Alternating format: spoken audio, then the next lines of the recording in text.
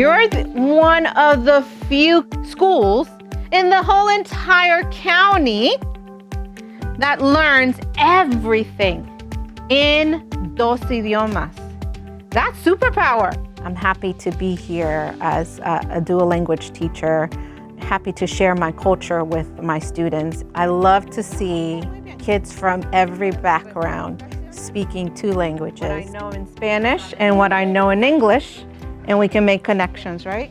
It's been a joy to see that, a joy to share my language with them as well. La señora Najarro trata por igual a toditos los estudiantes porque toditos somos especiales para ella. Because I'm an immigrant myself, I connect to a lot of them that way. Many of them are first generation immigrants in the county, trying to have them realize that we all have so many similarities that make us better when we're together. She made them feel confident and also proud about their roots.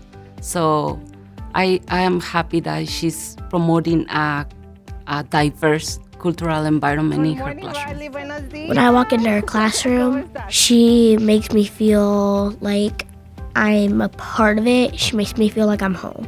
Mrs. Najarro makes everyone and me feel like we are important. When I had her as a teacher, I was still struggling with my English. So it was very nice to have someone that could communicate with my family, and created an extraordinary bond with her because of how helpful she was. I believe that every student can be successful no matter what their life leads them to. I know that they can be successful, and that's all I want for my kids, is to have successful lives when they grow up.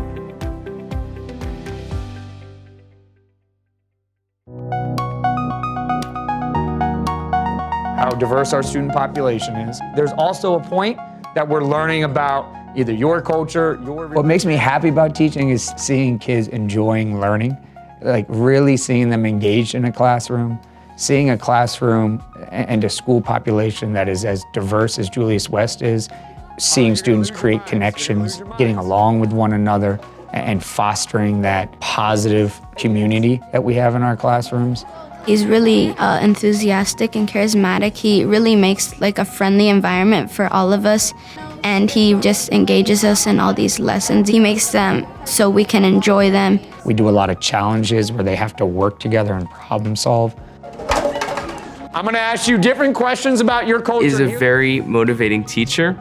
He is very helpful each and every day that you have him. As a coordinator of No Place for Hate, I think he does a great job to plan events. Having those connections to No Place for Hate and building that welcoming community in our school is something that, again, has been ingrained in me and part of my DNA in MCPS. So my 7th grade history teacher, his name was Jeremy Spoles, he inspired me to become a teacher, but he also taught me a lot of life lessons outside of the classroom and on the soccer field. You know, I consider him, at this point, an older brother. Some important things that I learned from Mr. Edwards were how to stay mindful of other people and what was important to them. My core values of what I believe in as a teacher is just how can I help my students become better human beings.